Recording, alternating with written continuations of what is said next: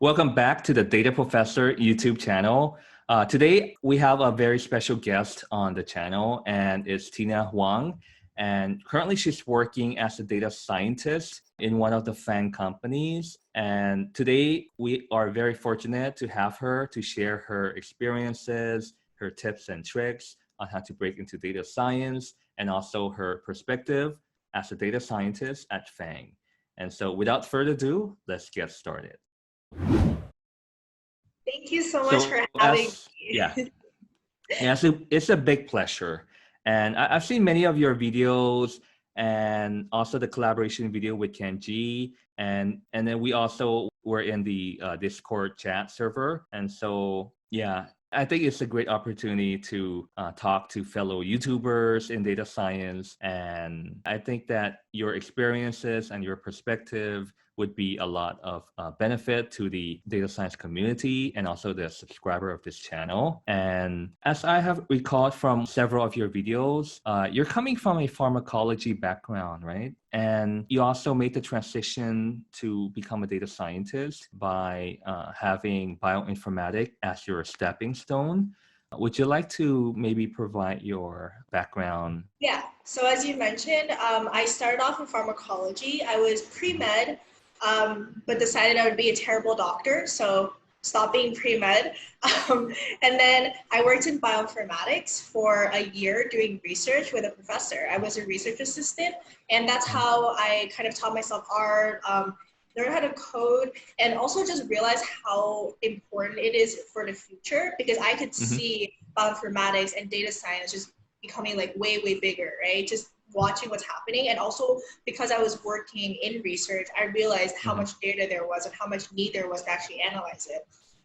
So, I did that for a year. I also realized that having a computer science background would be super helpful because, like, for example, I'll be running some algorithms and just doing some analysis, and then I would realize that there's differences in time, right? Like, it's like, now I know that it's time complexity as well as space complexity, and these are computer science ideas, which I didn't know at that time. So I was like, why is this taking so long to run?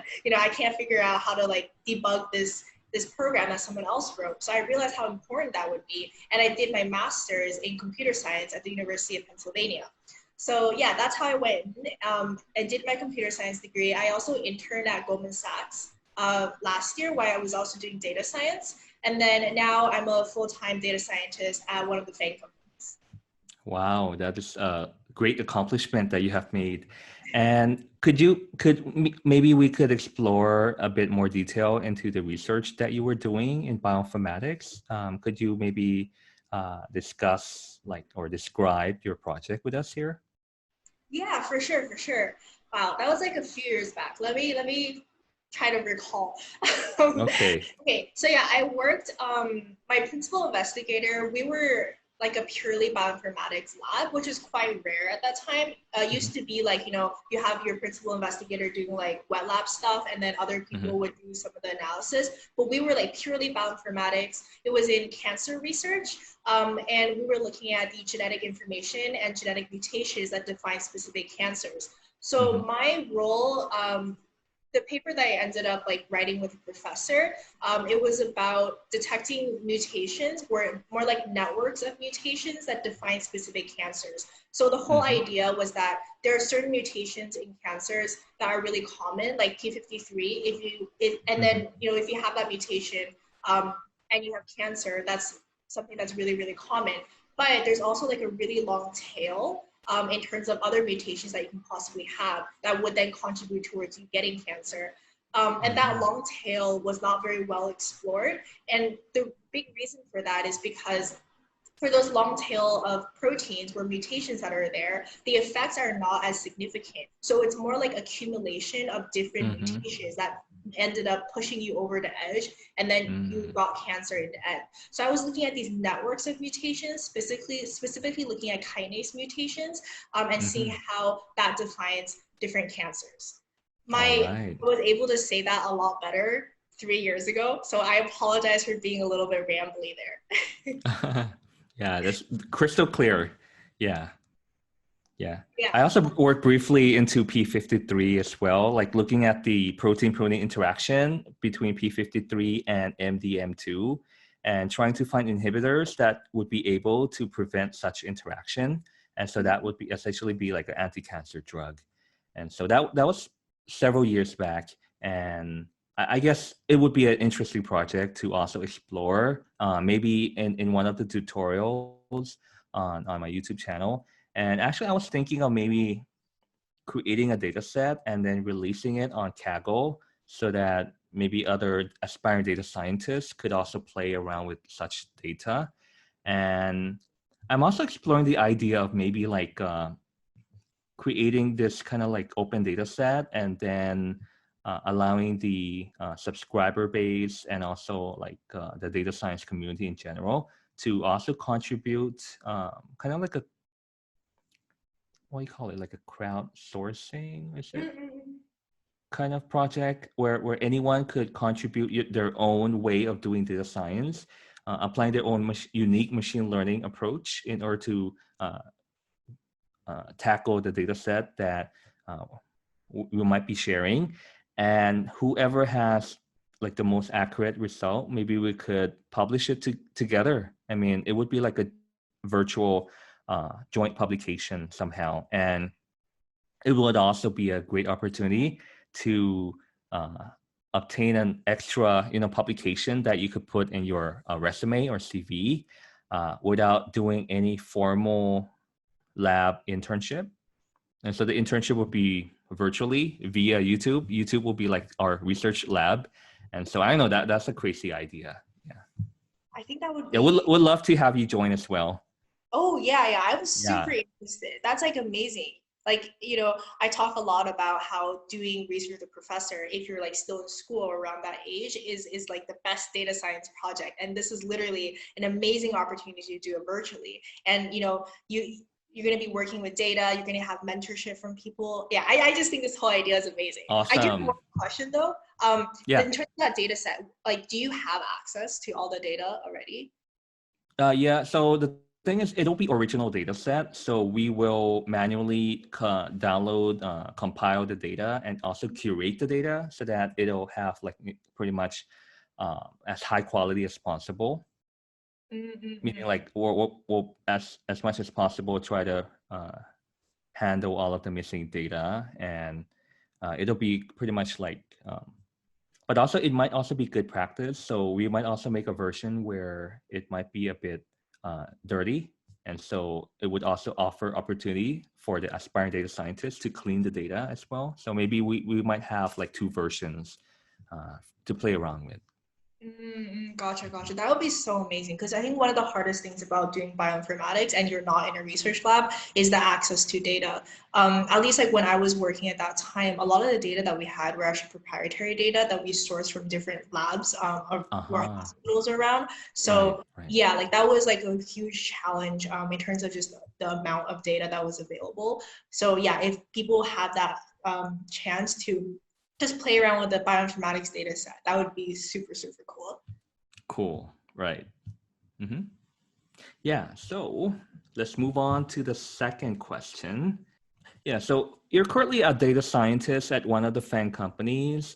Could you maybe share with us your story of how you actually prepared for this journey and how you also landed a job there? Yeah, for sure. So let's just pull back a little bit to when I started my master's degree. I came in, I wanted to do data science, but then like peer pressure, everybody was doing software engineering. And at that Okay. time, it was also, I couldn't really get a interview for data science. Like I did try, nobody wanted to interview me. So for my internship, I actually applied for software engineering and I did like the whole software engineering internship. I ended up getting Amazon and Goldman Sachs. So the way that I got my foot in the door to eventually getting my job now is I went with the Goldman Sachs offer because they told me that I can actually do data science, even though I came in as a software engineer. So that was really, really critical for me being able to get even an interview for the FANG company. Because if I didn't have any experience, they would not care, right? So that was like Right. a critical component. And then in terms of studying for the FANG data science interview after I got one. So I talk about this as well. Like I have a video called How I Learned SQL from Scratch in 11 Days to pass my FANG data science interview, because I didn't actually know any SQL, like literally have no idea what that was. And that was like a lot of my interview was based upon SQL. And like there was like still other stuff, but a lot of it was based on SQL. So I was like, oh my God, I don't know how to do SQL. How am I going to do this interview? So I followed the strategy that I did in 11 days. I prepared really hard. Like I did not slack off there, and just did a lot of interview questions. I talked about my strategies a bit more in that video, but I basically did that. And then for the other components, like there was like statistics, probability, other like components as well. I prepared in a similar way. And when I just did the interview, it was a coding round, and it was like a CoderPad virtual round. And then after that, there was like a few other things. And then there was also the on-site interview. But so I was able to pass these sequence of interviews because I actually spent a lot of effort preparing for them. And I really, really wanted that job. So I was like doing a lot of research on how to do it, making sure I had all the skill sets, and understanding really what the company wanted in a candidate. So yeah, and that's how in the end I got my data science offer. And funnily enough, if I didn't get that offer, I would be completely screwed, because that was the only company that actually gave me an interview in the end. I applied to a lot of data science places. They all ignored me. And this is like my one shot. Okay, yeah. Wow. And you made that. That's yeah, awesome. yeah. I was so like nervous about it, but I was like, you know what, I'm just gonna go all in. Yeah. Oh, wow. Double down on it. Yes. Cool. Yeah. And in your preparation, like, how did you know like which specific language that you would need to use for your coding interview? Did you have any friends to consult, or was it based on internet searching? Yeah. Like doing your research on the internet? So I didn't know anyone going into it, and people from my program, they generally go into software engineering. I think I might be the only person that actually went into data science in recent years. So I had like no idea, nobody there. So I did a lot of research. Specifically, I went on Glassdoors. I look at the questions that they're going to ask you, and Glassdoors is like an amazing resource. Not only is it free, but you literally can see the questions that other people were asked. And I saw a combination of like looking at Glassdoors and just Googling about like, you know, that company's interview in general, what they were going to ask me. And I knew that I was going to be focused on SQL. So most data science interviews, surprisingly enough, are going to have a significant SQL portion. And a lot of people are surprised by that because they think that they're going to ask you like fancy machine learning stuff in like, you know, Python or like R or something. And some of them like do ask you some questions, but the actual like coding portion of it is almost always in SQL. So yeah, that's how I figured it out. Awesome. Yeah. And yeah, particularly interesting is how you also made transition. I mean, not only from a pharmacology background to data science, but also you had a stepping stone as bioinformatics, as we have mentioned earlier. And then you also had this stepping stone as a software engineer as well. I mean, that is also very amazing. And could you maybe dive into that area a bit, like discussing how did you, you know, jumped into software engineering? Yeah, for sure, for sure. So I talk about this with my interview with Kenji before as well. Right. So I go like, I talked about like my entire journey doing that, and it's a pretty interesting story because it was definitely not traditional. So I came in from bioinformatics, as we were saying. I was like, oh, I probably want to do data science. I kind of knew that already, but going in, I was in computer science. Everybody was going to be a software engineer, essentially, right? So, you know, I was just doing all my classes, doing all those things. And when I just applied as well to all the software engineering positions, as well as data science positions.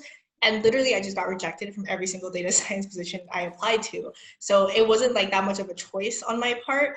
They didn't even give me an interview, because at that time, I guess like even though I came from a bioinformatics background, they don't consider that like real data science. So yeah, like, you know, whatever reason I didn't get an interview. So I did software engineering instead. And I prepared like with other software engineers and my interviews at Amazon and Goldman Sachs and other places as well. They were just like pure software places. However, I did know that going in, there's when you actually go into a company, the positions between like software engineering, data science are not super distinct. You know, like there's people who go in as software engineer, they end up doing data science, and then the other way around as well. So I knew this going in. And that's why after I got my offers, I pretty much just asked the recruiter and I said, like, do you know what I'm going to be working on? And I'm more interested in doing data science and machine learning work. And the reason why I chose Goldman Sachs in the end is because Amazon said, no, you have to do software engineering. Okay. So I was like, oh man, like I knew I just like didn't want to do that as much. And but on Goldman Sachs, they're like, yeah, sure, you can come do machine learning stuff. You can do data science. There's like a team that does data engineering, and you can come in and work with that team and do like the analytics portion of it. And that was like perfect, right? That was like perfect for me. Right. So Yeah. that's how I ended up going in. So for those of you who are in the same position as me and just like couldn't get a data science role to even interview you, and if you have a computer science background, this is a way of doing it. And it's actually not like very uncommon. At that time, I didn't know that I thought it was just like my innovative thinking, but it really isn't. Lots of people do it. So that's a good path as well. Yeah, very insightful. And before you had the chance to interview with the two companies that you have mentioned, how many applications did you file in all? Oh my gosh. You want to take a guess? 20? More. 50? More. 100? More. Really? 200? It was between 200 and around like 250. So Wow. this was like, I wasn't like do two and then go like, oh, why did they not accept me? For data science especially, I applied to every single position I can find. And for software engineering, I did the same. I just like applied to a bunch of stuff. Like the good thing about this kind of role is you don't have to write a cover letter for it. They will ask for one, but my word of advice is like never write a cover letter. Nobody's gonna read it anyway. So it's easy to apply for stuff. You can just put in your resume, you know, and then I think they usually just ask for your resume. Sometimes they ask for a transcript, not always, and then just send off the application and then just like cross your fingers and hope they actually respond to you. Yeah. And of those places, some of them came back to me for software engineering. Some of them came back to me with like coding, the first round coding. So it's all like CoderPad, not even CoderPad. It was like HackerRank. So it was like lead code style questions. It's like a software engineering questions. Yeah, and then I just did those, and then eventually some of them I heard back from, some of them I didn't, and I was able to secure 2 offers from that. Wow. Okay. Very, very inspirational. And all of this, what is the time frame for the 200 application and until landing the job? What is this duration period? Okay, so I just wanted to clarify, are we talking about my data science full-time offer, or are we talking about the software engineering stuff? For both. Okay. So for my internships, I started applying around November-ish. And that was because I could have started earlier, but I didn't actually know how to do computer science because I had only started doing computer science for 2 to 3 months at that point because I started in September. Yeah, so I applied a little bit later than most people. I started in November. I pretty much got rejected immediately by a lot of places. So I just kept on applying to things. And the one for Goldman Sachs, I heard back getting my second round, which is a behavioral round. I think sometime in November, late November to December, I think, somewhere around there. And then I kept on applying still, just like continuously. And then the following year, around January or so, that was when I did my final round with Goldman Sachs. And I also applied to other stuff. I did some more final rounds and then I failed those final rounds after that. And for Amazon, that was interesting because I applied super late. I applied like end of February, I think, and I didn't actually do my final round until March. So some people think like, oh, you have to apply super early to get a position, and that's not true. The way that it works is that it's kind of like there's waves in which they will accept people. So it's not like if you don't apply immediately when it opens, then you won't have a chance. That's what happened to me. Cool. For data science, Let's see. I applied actually also around the same timeline, I think. So this is for my full-time position. I applied Mhm. around the same timeline, maybe like around November, December, maybe even a little bit later. I think it was around December or so. Mhm. And I didn't do my final round until, oh, also March. Okay. Yeah, so that was pretty late as well. Might be surprising to some people. I was like a little bit later in the cycle. One of the big reasons was because I didn't know how to like do SQL, so I had to go had Okay. to have like those 11 days. Right. Pretty like Mhm. because the thing is like when I was doing those 11 days, I was also like full-time student, right? So I had to Mhm. find like a time period when I can actually focus for 11 days and learn SQL. And there was also like other stuff that I had to learn, like probability, statistics, like data science, a lot of like these other portions that I didn't know Mhm. at that time. So yeah, that's also why I was a little bit later. And then I got my offer in March. Mm. Wow. Okay. Awesome. Yeah. About that 11 days, did you block out other topics totally to spend learning SQL? Yeah. So the way that I usually operate, I'm very bad at multitasking. So if I have to do two things at the same time, I would like get confused. So I pretty Okay. much focused purely on SQL for those 11 days, learn that. And then for the other portions, I would do like segments of time as well. So I didn't really do Oh. like combinations throughout. Mhm. And school was definitely hard. I'm going to be honest here, did not do super well in my last semester of my master's because I was like, no, I need to like learn stuff instead. So I did like skip out on a couple of assignments. Not that I'm saying you should not do your assignments, but that's what Right. I did. Yeah. Yeah. Yeah. Yeah. Super great. And yeah, so that is second question and a half, I guess. And actually, it also covered the third question that I was also going to ask you, which was sharing your tips on landing a job at Fang, and you have already done that. Okay, so I was about to ask, how does a typical day as a data scientist at Fang looks like for you? And right just before we're having this podcast interview, I saw that half an hour ago, like before we started this interview, that you have also released a video on the day in the life. But then I also watched only like a minute of it, and then we have this phone call. I mean, this Zoom call. Um, are you discussing like what a typical day looks for you as a data scientist at Fang in that video? Yeah, I do. So if you check out that video, I do go through like, this is what I do in the mornings, this is what I do, um, afterwards, and then kind of like what I'm working on. To be honest though, like I wish I could put in more detail, but because of privacy reasons, that's also why I don't disclose which company that I work for.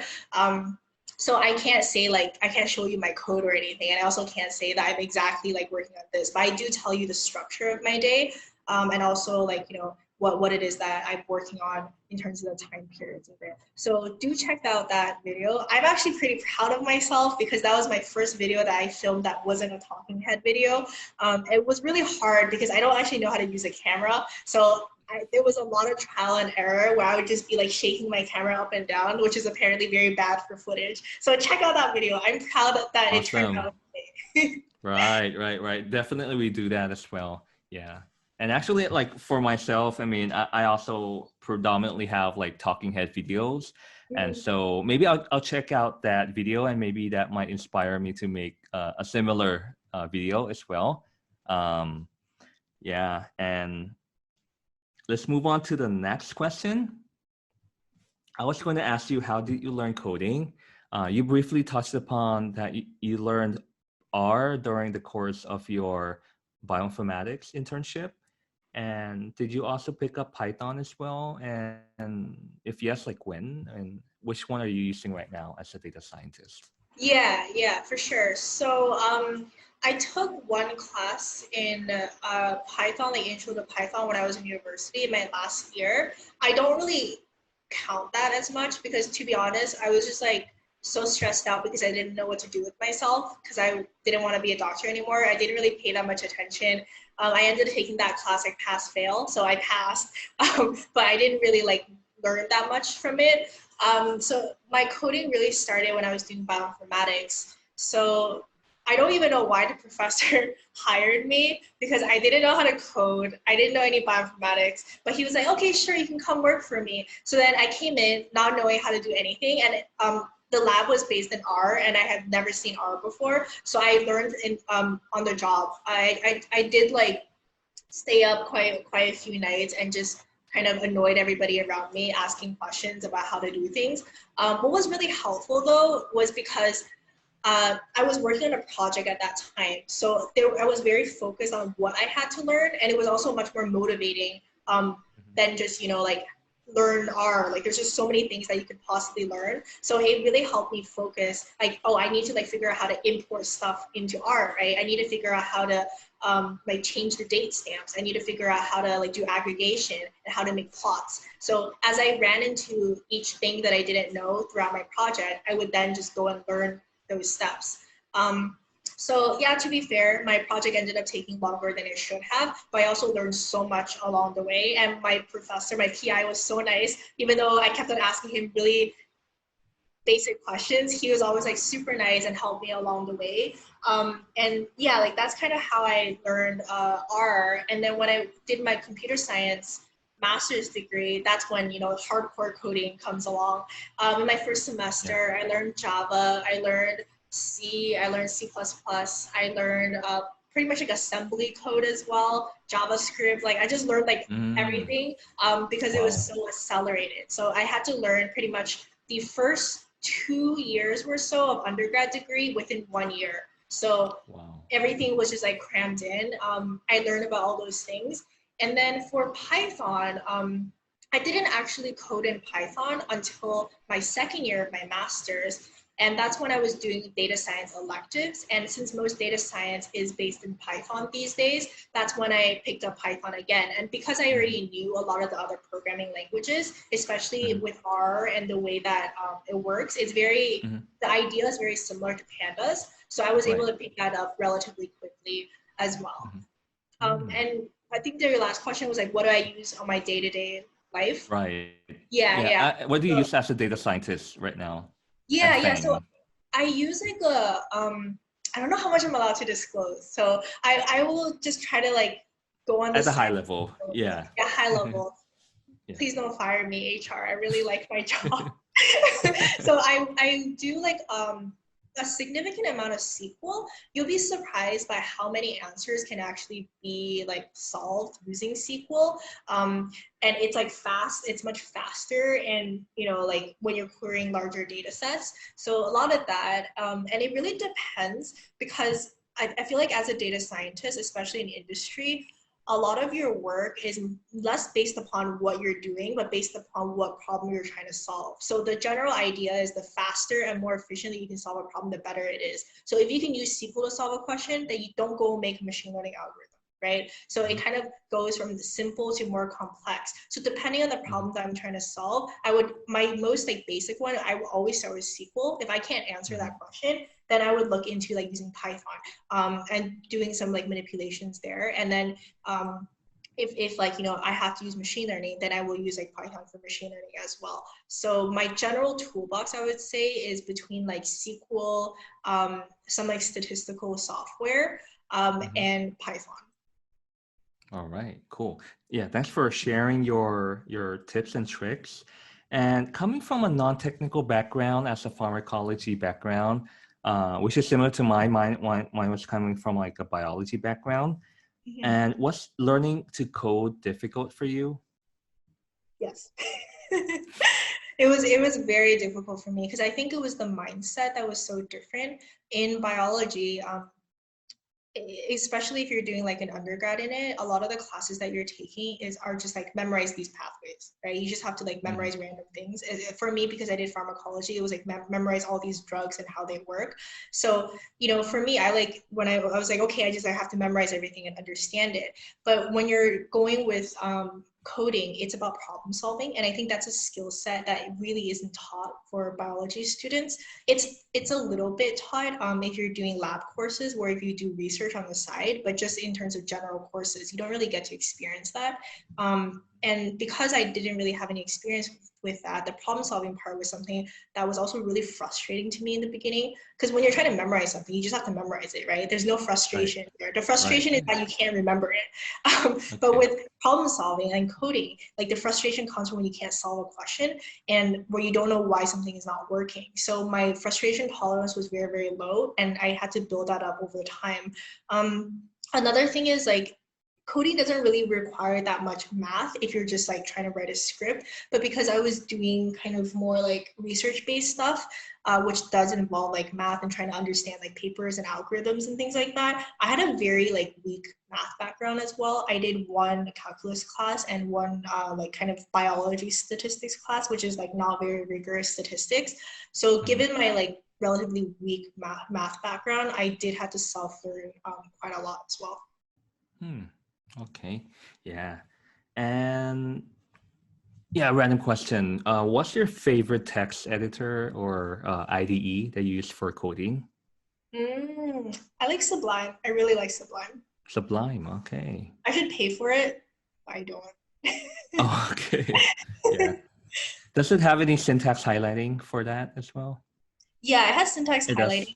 Yeah, you can also Okay. run your code through it. I usually don't. I'm pretty like old fashioned. I like just using the terminal. If you're using, Uh-huh. yeah, or Okay. like Like my, Vim or yeah, like Vim? yeah. So I like if I'm writing a script, I would usually Mm-hmm. just like write the script and then just run it on terminal or Oh, okay. and then if I'm just editing something quickly, I usually just use Vim for it. Yeah. Ah, So okay. yeah, I actually have a problem with IDEs. I think it's just like I'm really really bad at like the systems level stuff. So you know how sometimes you do an IDE and it just like screws up and you have no idea why, and then you have to go and Okay. debug the IDE. So that drives me Uh-huh. insane. So I rather Yeah. just like do it old-fashioned way, because then nothing can go wrong. Okay. Like running out of script, right? Running, sorry, what? Running as a script, running the code as a script. Yeah. Yes, I run it as a script, Mhm. usually, yeah. And Right. Jupyter Notebooks is also great. I Uh-huh. think that's like something that I really started to use more of as well. Ah, okay. Cool. Yeah. So one more question is, you talked about the mindset when you're trying to learn coding, which is different from the memorizing mindset from a pharmacology background. How exactly did you adjust your mindset in order to accommodate you learning coding? Yeah. So the TLDR version is basically something like this. Um, Before, I would look at something I'm writing or a problem that I'm trying to solve, and then I get annoyed if I can't figure it out. Now Mm-hmm. I look at the problem and I get very surprised when I can figure it out. So my Uh-huh. default is that, oh, this is there's going to be a problem with it. So because like I have my lower standards and I don't Okay. expect myself to figure it out immediately, so I'm a lot less frustrated when it doesn't work, and when it does work I'm just like, oh wow, so Okay. exciting. All So right. I would say that's like my biggest mindset, like just being able to realize like these things take time, and realizing that it's not because you're like stupid or like for whatever reason, you just got to like figure it out, and you have to like be able to persevere through that. Uh-huh. Okay. Yeah. Another random question. Mhm. Do you do any form of Pomodoro technique for studying or working? Are you sure you didn't watch my video for my day in the life? You Not didn't? yet, because it was just released. Yeah. Like Okay, because I watched into 1 minute of it. Yeah. You did talk about that. I don't talk about it because I don't talk in that video. But I Okay. like I have like writing about it. Yes. So Oh, I cool. live my life based upon Pomodoros essentially. Um, Wow. Okay. yeah, like I'm very interested in like learning techniques and habits and things like that. And I'm also very easily distractible. So if I Mm-hmm. don't have like focus periods, I would just like stare out the window for like an hour and have no idea what Okay. I'm doing, or I'll just like walk around randomly. So I very much like really, really like Pomodoros, and Cool. specifically, I like the visual kind. So the one that Mm-hmm. I use, it visually displays the amount of time that you have left, and that helps Hmm. me a lot focus instead of just using like a timer on my phone. And Ah. yeah, like I usually do like Pomodoros when usually like between like 30 minutes and an hour, so it's slightly longer than usual. And then Mm-hmm. I take breaks in between. And one of the things is like I usually don't go over 4 hours, at least like 4 to 5 hours of work each day. Because I feel like whenever that happens, especially if I'm trying to learn something that I Mm-hmm. didn't know how to do before, I just get like really burnt out from it. And then the next Okay. day, I would just be so tired that I'm not productive. Mm. Ah, okay. Awesome. Yeah. So I remember there was this blog post on Medium by Vishnu. He's also in the Discord of the data science community that can also create it. And he wrote an article about this, the book he read from Cal Newport about having deep focus, Mm-hmm. about devoting like total concentration, total focus in doing something, and that would allow you to study efficiently. So, and you mentioned that you also spent like no more than 4 hours working. Are you also applying that like in your everyday work, or is it on your hobby projects? It's my entire work I spend around 4 hours on. So I I see. also really, really like deep work. Hmm. That's one of like the books that introduced me to this as well. So I'll say this way, Okay. like if for like deep focus work that involve a lot of brain power, I Right. don't do any more than 4 hours. If I'm just like sitting Mm, there and like, going to a meeting or editing videos, I don't count that within my 4 hours. okay. But of like Hmm. actually focused work on like analysis, we're learning something new, that's my more. Okay. Right. Awesome. And when is the optimal time? Do you analyze like when is the optimal time for you to do deep work? Is it in the morning? Is it like in the afternoon for you? Yeah, yeah. So I actually spent a week tracking my energy levels, Hmm. just like marking like when it is. For me, it's in the morning for sure. Hmm. I try not to eat that much in the mornings because for some Hmm. reason, whenever I eat, I just end up like getting really tired and then I don't want to do Oh. anything. So my like best work periods are before lunchtime, which I usually have later as well. So I would have lunch like around like 2 maybe. So I would Uh-huh. try to like get in some very focused work there, and then also like have a few hours in the afternoon as well. But I tend to stay away from work at night. So late Hmm. afternoon to night, that's when you'll find me doing like more meetings where like Hmm. doing stuff that doesn't involve that much brain power. Ah, awesome. Cool. And how do you factor in YouTube in your everyday life? Do you do it every day or is it like a weekend project? Yeah, that's a good question. So that's something that I'm still trying to figure out. Like naturally, I'm not a super organized person, and that's something that I'm still trying to work on.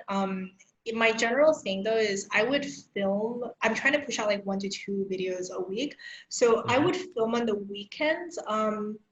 And sometimes I would film on the weekdays, usually like in the mornings, uh, unless it's like a interview type. Then if it's like an interview type, that's more based upon like the other person's schedule. So sometimes that's at night as well. But in general, Hmm. if it's like I have control over it, I would film on the weekends, primarily. Uh-huh. Yeah, and then I would like kind of edit throughout the week. So and then to post it on YouTube. So I am trying to be a little bit more consistent on that. So I'm still trying to learn as well. All right. Awesome. Yeah. At first, I also try to factor in like when is the optimal day. And after a year of doing this, it is similar to what you're doing. So I would maybe film it on a Friday evening. So it's pretty much like end of the work week. And, and so my brain is cleared.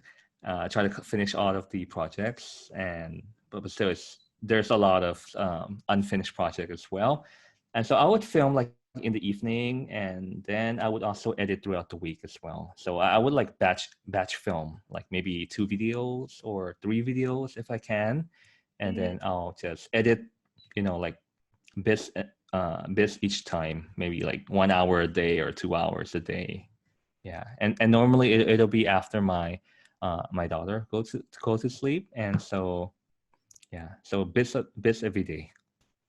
Gotcha, Yeah, and gotcha. also Yeah. sometime I would also spend some time writing some Medium articles as well, and so that might also affect the YouTube as well. Like, so I wouldn't be able to make like 2 videos a week, and so therefore some weeks I would have like maybe like 1 video, and so I was like playing around with experimenting with writing articles on Medium as well.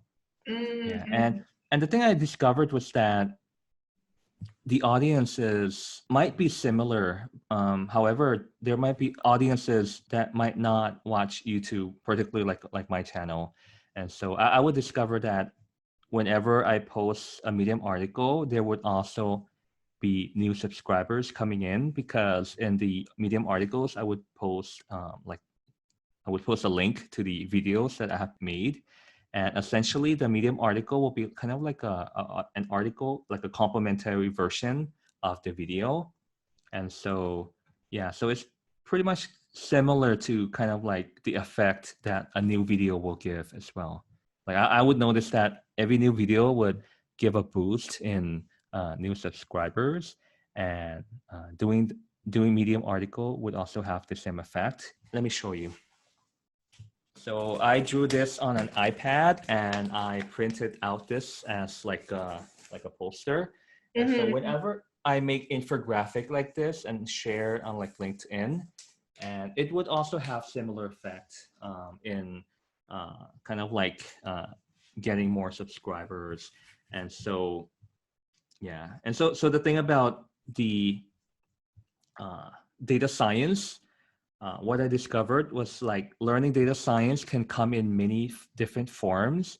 It could be in the form of a video, it could be the form of a article, it could be in the form of an infographic, or even a podcast as well. And so I think it's kind of like, um, I remember one video, Gary Vaynerchuk. I'm not sure if you also follow him as well. Yeah, I Uh, do. yeah, he's very awesome guy. He's very, very charismatic, and actually, I listen to his videos like almost every day during the initial phases of my YouTube journey. So that kind of kept me hyped. Essentially, his videos are based on a certain number of concepts. He said that people are telling him that he would say the same thing, and then he say yes, he would say the same thing, but then he would say the same thing at different time in different ways. And if it doesn't resonate with the person at the first time, it might resonate at the perfect time, at the third or fourth or fifth time. And so applying this to learning data science, maybe learning the first time doesn't work, second time doesn't work. Maybe it's the medium that you're learning from. Maybe it's, if you're learning from video, that might not be the thing for you. But if you're learning from an article or even an infographic, it might click. And then when you go back to learn the article or the video, it might make sense. So um, therefore I would experiment like with making educational materials in different platform, and also to maybe like make an infographic and convert that into a video. And so it's kind of fun, you know, like experimenting, kind of like doing research into the field of YouTube. And actually I was thinking of maybe publishing a research article about this YouTube journey as well.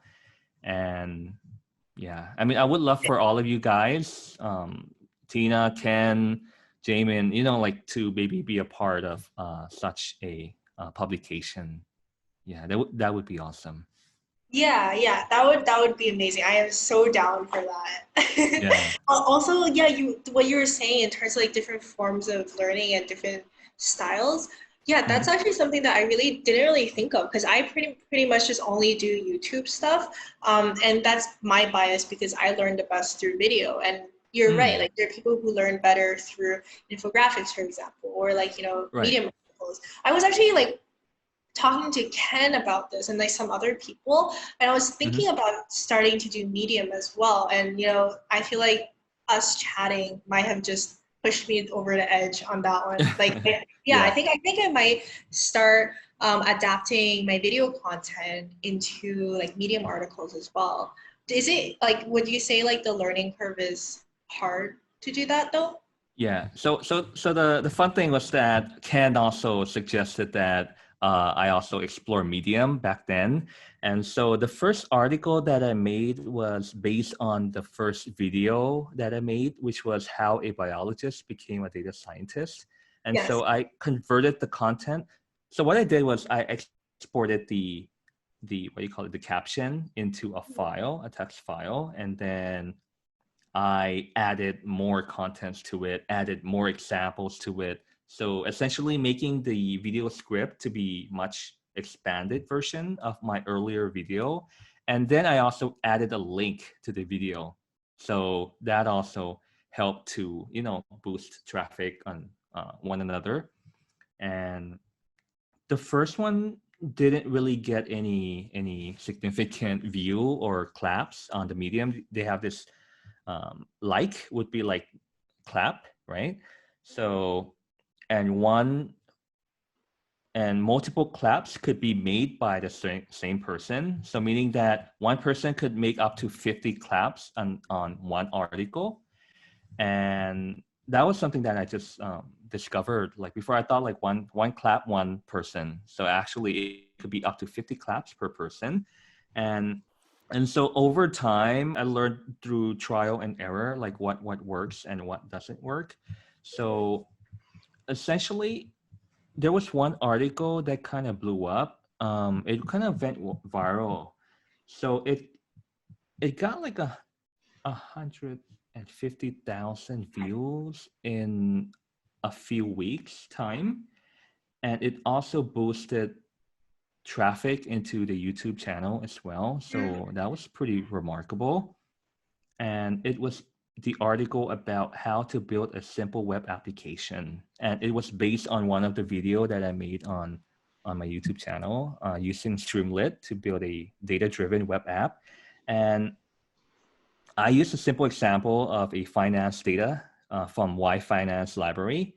And so I think the thing that kind of attracted the viewership was that the viewer or the reader could implement this small web app, and it was pretty simple to create. And I also went into like the deep detail, like step by step. And I think it was only a couple of lines of code, like 20 lines of code, and then you can make a web app. So it doesn't seem too intimidating. And I think that was pretty much why it attracted attention. And so, yeah, so I guess it's based on learning from trial and error, and also to look at examples from eminent Medium blogger like Ken, Daniel Borg. He also has a pretty much big following there as well. And yeah, I mean, on different platforms, there would be influencers there, right? Like on Right. LinkedIn. LinkedIn. Yeah, like I would say like I also realized that there would be influencers on different platform, LinkedIn, YouTube, Medium, Quora. Mm. Yeah, yeah. And so the thing it was like it would be nice, and also Reddit, right? And also Reddit also is a great place to share your video as well. I'm not sure if you're also exploring that. I mean, if you share your video links, it could also help to attract new traffic. I got banned from doing that. Oh, you did? Yeah, I also got initially because I didn't read the rules, and then one of the person they're saying like, please read the rules. There are rules and regulation, and so it'll say like post no more than once a week if you want to self-promote your video. And so yeah, then I did that. I got banned from Facebook twice because I posted to 20 Facebook groups in less than 10 minutes. And so they thought I was a bot. I was like posting every second, Yeah. Okay, yeah. Yeah. Interesting. So I do post like a couple Facebook groups, and I also post on LinkedIn, but I haven't really explored any of these other options. So thank you so much for kind of bringing that to my attention and also like motivating me to start Medium. I will. Okay, that's Right. my takeaway. I'm gonna just like do one video, take like convert that into a Medium post. I'm trying to get that out.